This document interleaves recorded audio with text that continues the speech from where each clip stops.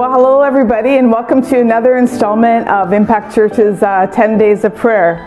And so I just want to talk to you today a little bit about wisdom. I don't know about you, but in this season in particular, we are inundated with information. It's an actual cacophony of voices, and many that offer no solace or no wisdom. And so I love how Pastor Carl started the whole 10 days off with seeing eyes are from the Lord. But the rest of the verse goes on to say that hearing ears are from God as well. And so we want to hear from God in these days in all facets of our life. And I want to hear from the wisdom and the counsel of the Godhead.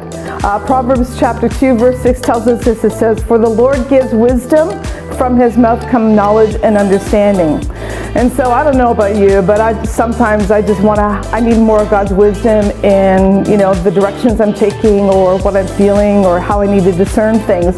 And so James 1 verse 5 tells us this: "If any of you lacks wisdom, you should ask God, who gives generously to all without finding fault, and it will be given to you." I love that God gives us wisdom and that I have permission to ask him. I don't have to know everything off the top of my head, but I can ask him, and he gives it to me without finding fault. He just says, "Come on, how stupid can you be? It's obvious, isn't it?" But he doesn't do that. He gives it to me without finding fault. And so another scripture in James tells us what that wisdom looks like. In James 3:17 it says, "But the wisdom from above is first of all pure, peace-loving, gentle, reasonable, full of mercy and good fruits, impartial and free of hypocrisy." So this verse is loaded with just criteria for us in discerning, have we heard from the wisdom of God? Have we heard from the counsel of God? And the first thing was that good wisdom comes from God. It doesn't come from out there. Good wisdom comes from the Godhead's counsel. And it's pure, it's sacred, it's free from fault.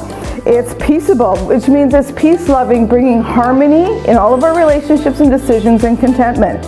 It's gentle in that it's suitable and equitable to everybody involved. It's reasonable, meaning it's compliant, so it will fit your circumstances. So the wisdom of God is suitable, it's equitable, it's compliant, it brings peace and harmony and contentment. It bears good fruit. That means that all of your deeds, your actions, your outcomes, when you engage the wisdom of God, it's going to bear good fruit in your life. And the last couple things, it's unwavering, meaning it's impartial.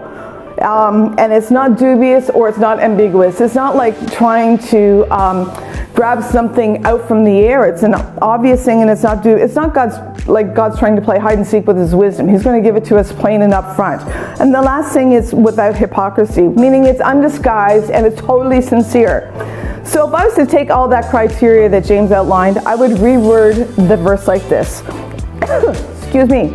"But the wisdom from the higher place, from God, is most importantly pure. It is without fault or liability.